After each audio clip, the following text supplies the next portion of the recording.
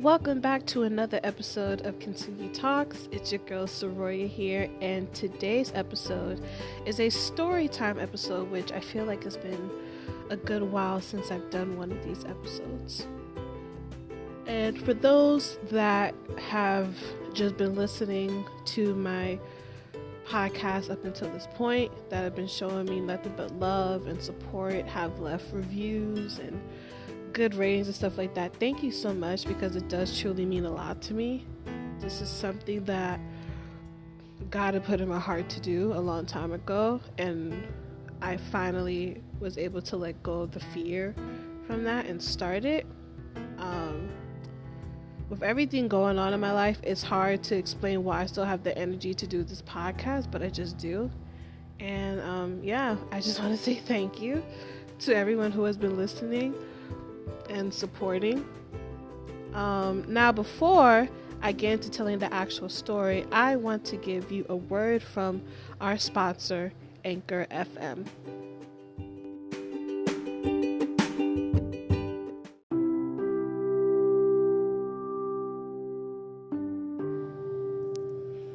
If you couldn't tell by the title, today's story time has to do with me finding out that I was adopted. Yep, I am adopted, and the special and different part of my finding out I was adopted story was that I didn't find out until I was 17, going on 18 years old in high school. So I was like a senior in high school at this point. Now, this is how it all started. It all started actually over Facebook. Well, actually, I think I should kind of go a bit more to the beginning. So, I was adopted because my biological mother was on crack cocaine when she was pregnant with me, and also with my other siblings, but she apparently was on it the worst with me and my younger brother.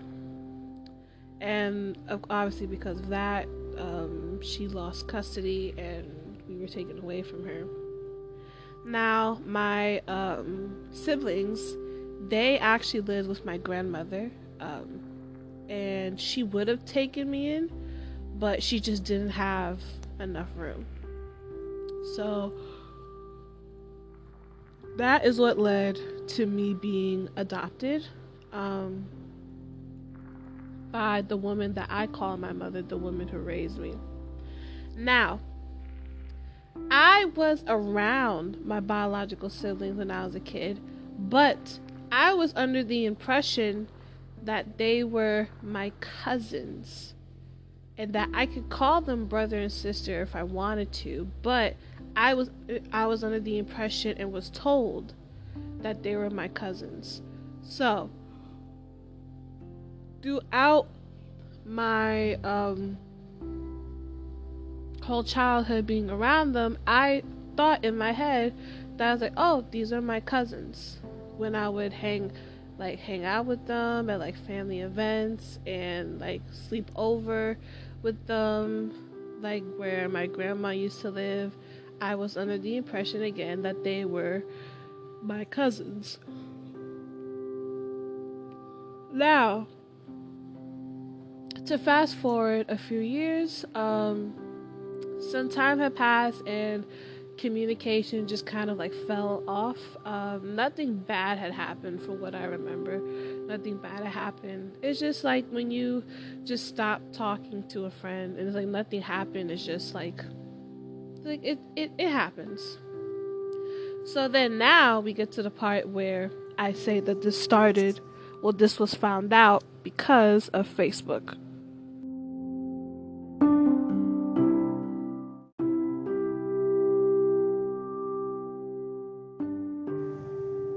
So one day when I was at home, this was a day where I don't remember if I had stayed home from school or if it was a weekend day. I don't remember.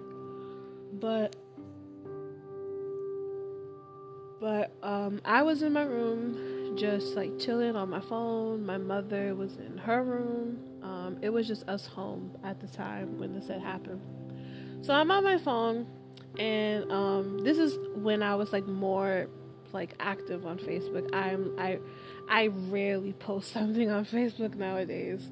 It's like nowadays I post on Facebook to like let people know that it's like, hey, I'm still here, like like I'm still alive or something. But to get back to the story, so I get a message from my one of my sisters, and she hits me up. She's like, hey, like, oh my god, I miss you so much, like it's been so long. And I was like, yeah, like it has been so long. I'm so glad that she hit me up. And then she reconnected me with all my other cousins, and I say that with quote unquote quotation marks. I was about to say quote unquote, silly me. Quotation marks. I say that with like the air quotation marks, cousins. And then I got their numbers and stuff. Then this is where things start to get a little spicy. Then she says that, oh, like, let me give you mommy's information. And I'm like, okay. And I'm like, okay. So in my head I'm thinking, like, oh, their mom, like not mine, because it's like I obviously already have a mom. Like, why would I need my mom's own number when it's like I technically already have it? Like, that's what I was thinking. And so she gives me this woman's information. The woman was my biological mother, which again, up until that point, I did not know. Biological mother's information. And her name is Cheryl. So I have information, and then I get a message from Cheryl on Facebook saying, oh my god, like, you look so beautiful, I love you and miss you so much, you look just like me and Shayna. And I'm like, okay. That threw me off a little bit, but I was like, like, she's probably just like an old family friend or like a cousin or whatever. That's probably why we look alike, because that's like, I mean, because like, you know, there's like cousins that look alike or whatever, so that's what I'm thinking. So then I just put that to the back of my mind. I was like, oh, it's probably nothing. So then I go to my mom and tell her that I was like, oh, I reconnected with them and stuff, and like got their numbers and everything. And she's like, oh, that's so good, baby, I'm so happy for you.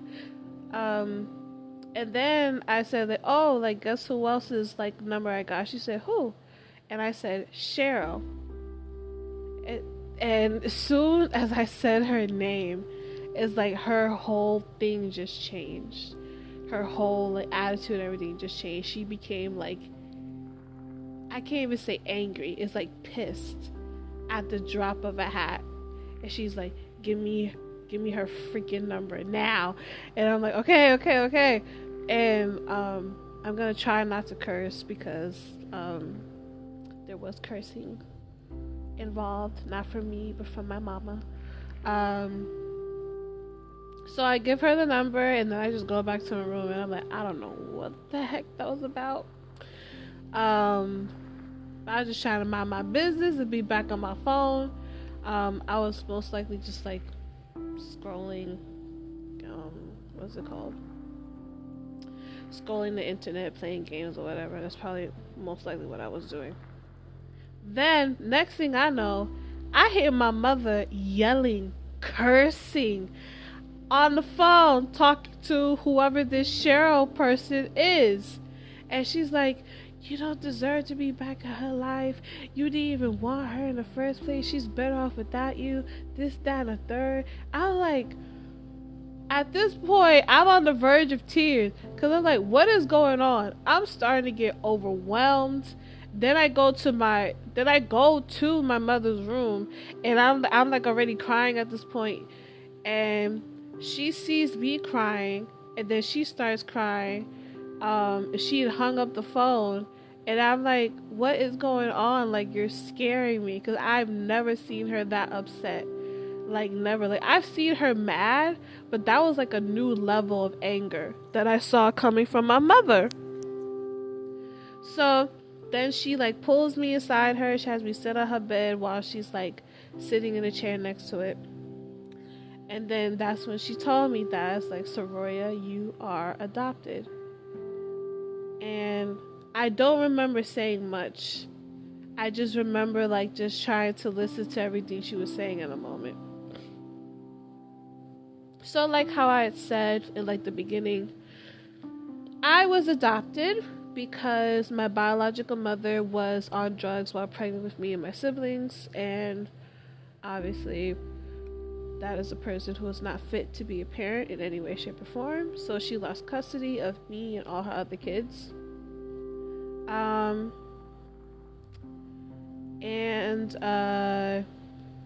What is it that with my grandmother, her not having enough room, and so I was actually put into the foster care system for a bit, and then I ended up being adopted by her, my mom.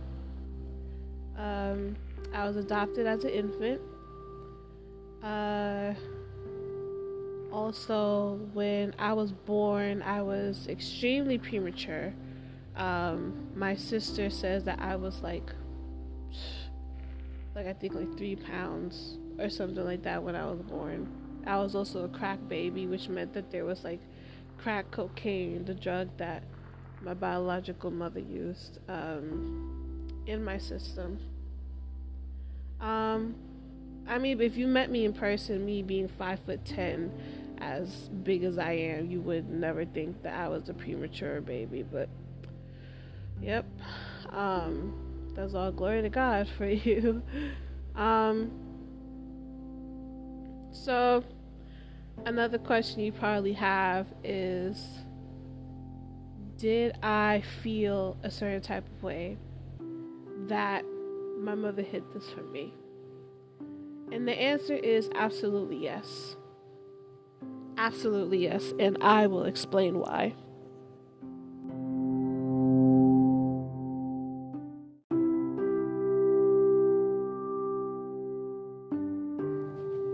I was absolutely angry with finding that out, knowing that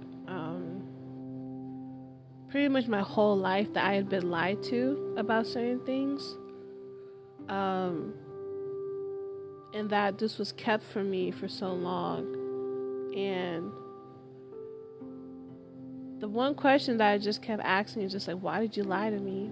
Why did you lie to me this whole time? Because there was time when I would ask her questions about like, oh, like how I was born and stuff like that, and she would answer it like if she was the one that actually like gave birth to me and stuff like that. And like, of course I believed her because like, oh, that's my mom, like, you know. So I was very upset. Yeah, I just felt like that I was like lied to, and that everything that I thought was really genuine in my life, as far as like who I am as a person, what was supposed to make me who I am as a person, like my family, my upbringing, I just thought that was all a lie now. And I definitely did go into an identity crisis,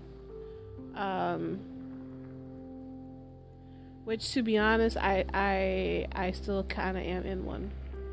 Which now I can say that me being adopted, well, me finding out when I was adopted, as late of an age that is. I mean, I'm pretty sure there's people who found out way later in life, but just finding out in the way I did, I know, is just one of the reasons why I have a struggle with just like finding out what my identity is as a person, and also in God as well. It has also led to me having a tumultuous relationship with my biological mother, She's alive.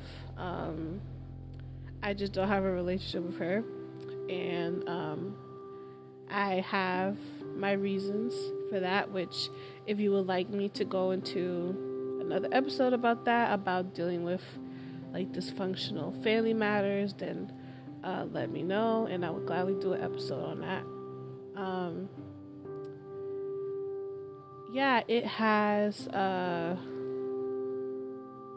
led to a lot of emotional turmoil that I didn't think I would have to deal with. But I used to be ashamed of the fact that I was adopted. Used to be.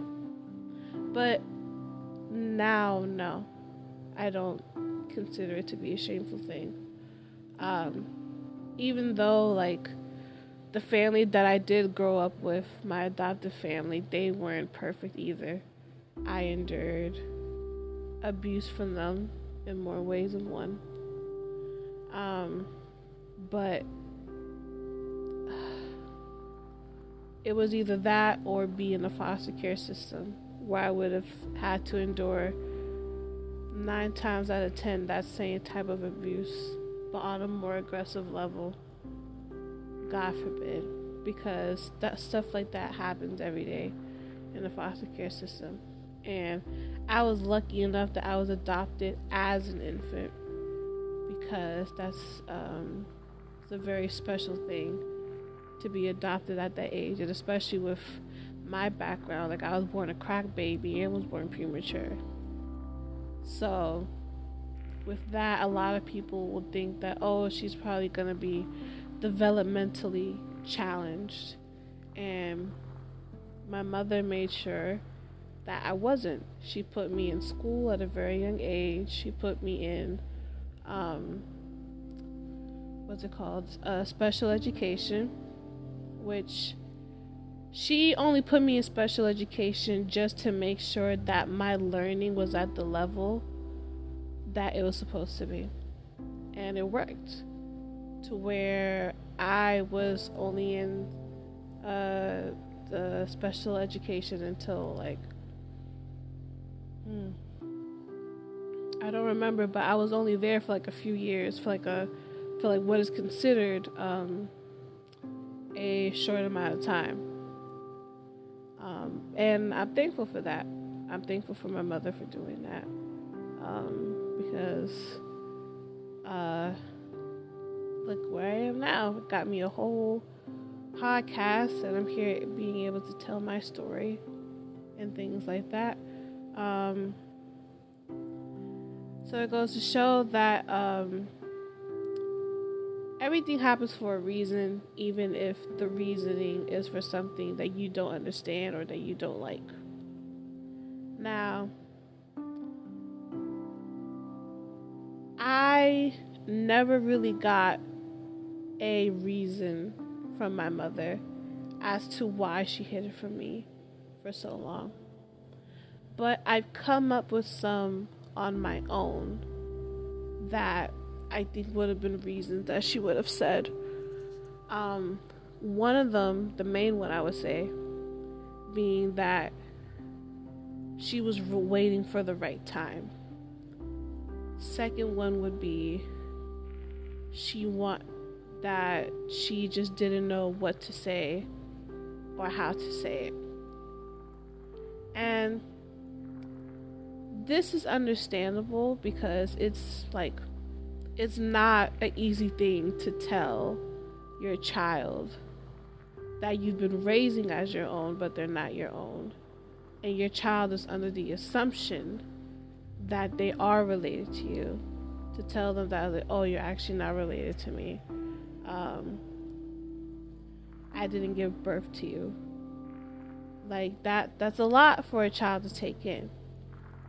And a feeling that I dealt with for a long time is that, like, I'm not lovable because my real mother didn't want me, and so this other woman had to take care of me, had to take her place, because that's how unlovable I am. And something that for people to say who are adopting kids who may deal with that type of emotional trauma could be like, hey, your real mommy and daddy, or just a daddy or just a mom, they couldn't take care of you, not because they didn't love you, but because they loved you enough that they didn't want to raise you in an environment that wasn't healthy for you. And so they decided to find people that they knew could give you the environment that you needed to grow up in. Now, I wish I was told that at an earlier age than for when I found out. And now you're probably thinking, well, when is the right age to tell your child that they are adopted, if they are adopted? And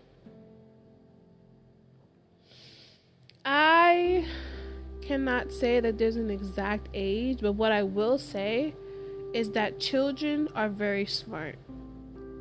They can pick up on things very quickly. So it's going to be a point in time where it's like, if they start asking you questions that is like, oh, what does it mean to be adopted? Or why do I look different from everyone else in the family?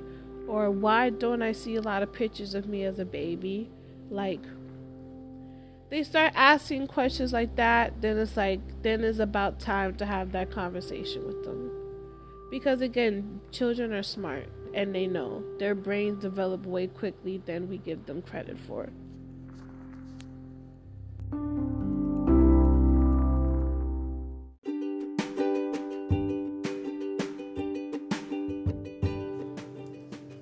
Well, that is it for today's episode. I hope you guys enjoyed it very much.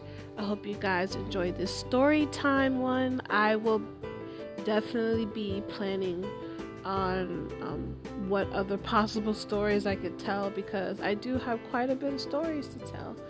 And I'm glad you guys have been enjoying them so far, me telling them to you. Now, to make sure to stay up to date with new episodes and just content overall for Kintsugi Talks, there is an Instagram. It is at Kintsugi Talks Pod. And then to where to listen to the podcast, you can listen to it on Anchor FM. You can listen to it on Spotify, Apple Podcasts, and Google Podcasts. And we also have a YouTube channel for when I post visuals of interviews that I do with other people. But if you want me to start also making visuals for me talking by myself, please let me know, because I will gladly do that. And that is where you can listen and follow along to Kintsugi Talks Pod. Also, if you want to follow my personal stuff, my personal Instagram is at Saroya, SAROYA _the_vessel. And then my mental health awareness page is A_unique_vessel. That is where you can follow me. Please make sure to leave a review, rating for the podcast at those places that I listed where you can listen to them. And until then, God bless.